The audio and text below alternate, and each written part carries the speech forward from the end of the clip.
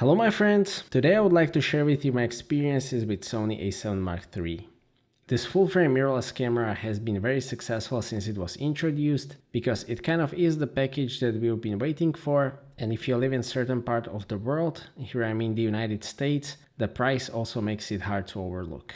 So in this video we will take a look at the handling, image quality, autofocus and the feature set of this camera, and we will try to find out whether it really is the best thing since the sliced bread.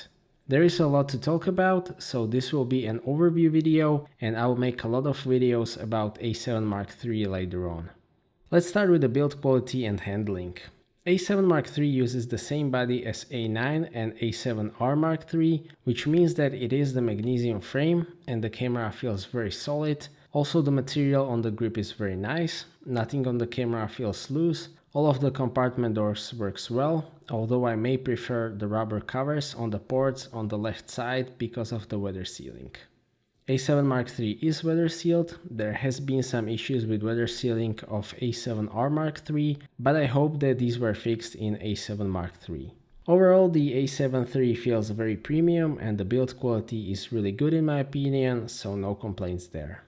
In the past, the handling has never really been a strength of Sony cameras, but with the A7 Mark III I am happy to report that the improvements over the previous models are quite significant.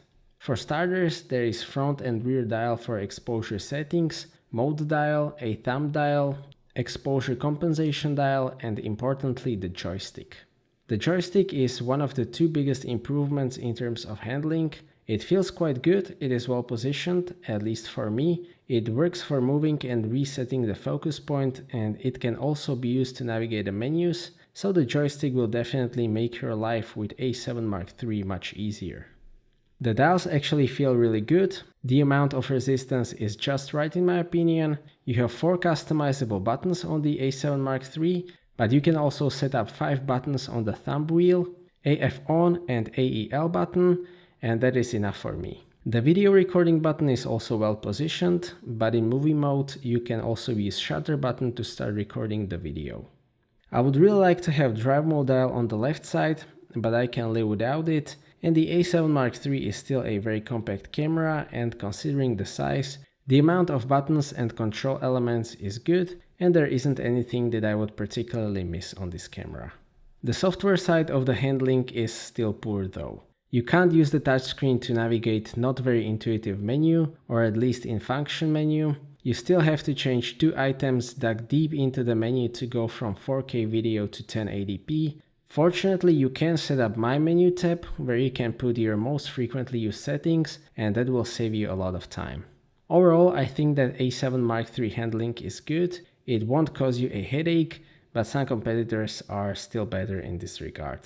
And now let's move on to the biggest strength of the A7 Mark III, which is the sensor. It is the brand new 24 megapixel backside illuminated full frame sensor, and for me, as someone who shoots both stills and 4K video, the 24 megapixel is the best resolution. Because it is more than enough for publishing stills in a vast majority of the platforms, it is also more than enough for any digital publishing, events, weddings and so on. But on the other hand, the internals of A7 Mark III are still able to shoot full sensor readout 6K video and downscale that to 4K, which gives you much more detail than usual cropped 4K or 4K from low resolution 12 megapixel sensor. At 24 megapixels, the individual pixels are still very large, which is great for low light shooting and capturing the dynamic range. And the 47 megabit uncompressed RAW files won't slow you down that much in Adobe Lightroom. There is also no anti-aliasing filter on the sensor, so the sharpness is very good, and to me it actually looks noticeably sharper than 24 megapixel APS-C sensors that I've used so far. And the dynamic range that this sensor captures is phenomenal. You can recover incredible amount of information in highlights and shadows, so the flexibility in post is great. And this sensor also gives you a huge margin for errors, so even if you miss the exposure by 2 or even 3 stops, you can still save it, but the metering in A7 Mark III is very good, so that is not very likely anyway. The ISO performance is just as good as the dynamic range. You can use ISO 12800 without any problems, and you can still do a lot with those pictures in post until you start seeing the noise. ISO 25600 is still okay, although the noise is visible, and in low dynamic range situations even ISO 51200 is usable to a certain extent, so it definitely is a low light beast without a doubt. The color science has also been improved. I really like the colors from A7 Mark III. The green looks good, the skin tones look good as well, so I personally don't think that this is a weakness of A7 Mark III, and I rarely change colors in post except for global saturation and vibrance. Overall, I am very deeply impressed with the image quality of A7 Mark III, especially in terms of the dynamic range and ISO performance, so I have absolutely no complaints here. Autofocus is the second big strength of the A7 Mark III. It is the same system as in A9, and I can say that it is excellent. The autofocus acquisition speed is incredible. It is also very reliable and predictable, which is actually still a novelty among mirrorless cameras. In wide area setting, it is also very good at choosing what to focus on.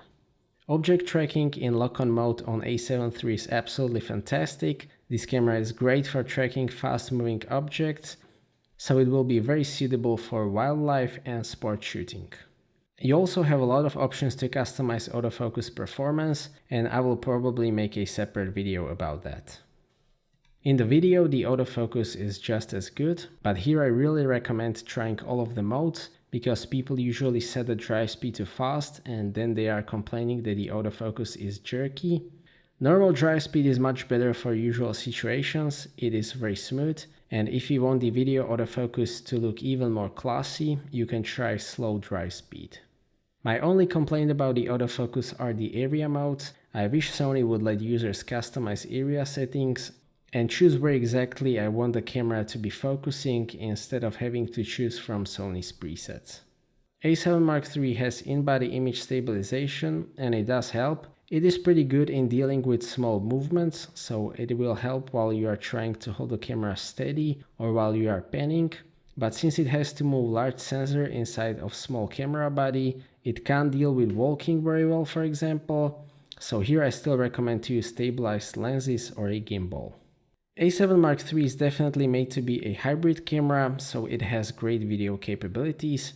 It shoots 4K video in 24 or 25 frames per second with no crop, and that is actually downscaled 6K video, so the amount of details is great. There is no 10-bit video, but I don't really miss it because so far it was more of a marketing thing in most hybrid cameras, and it didn't make that much difference in comparison with 8-bit, except for making the editing more difficult, and Sony's picture profiles actually make up a lot for the absence of the 10-bit video, because with right picture profile you can capture great amount of dynamic range, and that will give you a lot of flexibility in post, so I definitely wouldn't mind 10-bit, but I can live without it. A7 Mark III can also do 120 frames per second 1080p, which gives you 5 times slow motion, and fortunately it is proper 120 frames in 1 second with sound, autofocus and everything. It is not slowed down 30 frames per second footage like with Panasonic, and there is also no crop, which is great.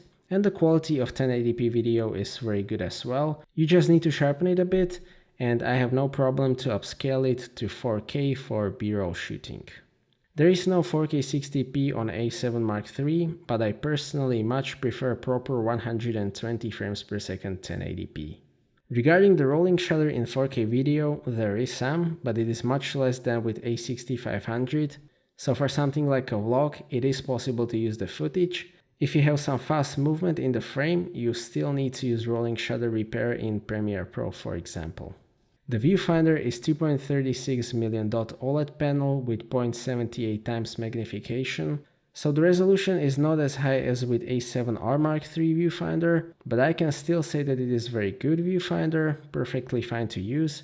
The brightness is sufficient and it is large enough, not as impressive as Panasonic G9 viewfinder, but overall it is still very good viewfinder in my opinion. The display is 3-inch 0.92 million dot display, so again the resolution is not as high as with A7R Mark III, but it certainly can do the job. The brightness is also quite sufficient, and huge improvement is that it doesn't dim while you are shooting 4K video, so it is usable for that as well. It still uses the same tilting mechanism, Some of the users would like to have flip out screen, which is against Sony's philosophy what a professional camera should have. I actually don't miss it that much and I can certainly live without it, so I'm glad that it can at least tilt. Battery life on A7 Mark III is actually very good. I have made some tests and you can actually shoot about 3 hours of 4K video on single charge, which is quite amazing for a full frame mirrorless camera. For stills, the camera is rated for 710 shots per charge, which is more than any other mirrorless camera, but in the real world you can get well over twice as much. That is possible thanks to the FZ100 battery, which has double the capacity over the MP FW50 batteries, and I will also get a battery grip soon, and I will make a review of that one as well. A7 Mark III can shoot 10 frames per second with mechanical shutter, which is actually very good for a camera that is not primarily meant for high-speed shooting. And that in combination with excellent autofocus makes it also very suitable for sports and wildlife. The buffer can store about 41 uncompressed RAW pictures, which is also not bad, and after that you can still shoot while the buffer is clearing, but for that you need UHS-2 SD card. A7 Mark III has 2 slots for SD cards, but only one is UHS-2 compatible, which is quite strange. And the UHS-1 slot will slow down the buffer clearing if you shoot uncompressed RAW to both, so I recommend shooting uncompressed RAW to UHS-2 card and JPEG fine to UHS-1 card. So to sum up, Sony A7 Mark III has some incredible strengths, especially the sensor and the autofocus. Those are absolutely state of the art, and the battery life is now excellent as well. The only significant weakness is the menu system. It is also very well built, the handling is quite good, and if Sony had to spare some cost, they did it on acceptable places like the viewfinder and display resolution. For that reason, I will say that A7 Mark III is currently the best package for hybrid shooter on the market, and I will even say that it is the best camera for advanced content creators regardless of the price. But still, don't overlook the Panasonic G9 because that is a great package as well, and the comparison video will be coming soon. So that's it for this video, thank you for watching, I hope that you liked this video and that you found it to be useful. Stay tuned for more videos and maybe consider subscribing if you don't want to miss my future content. I appreciate your feedback in form of thumbs up or thumbs down. If you would like to ask anything or share your opinion, please do so in the comment section, and see you next time.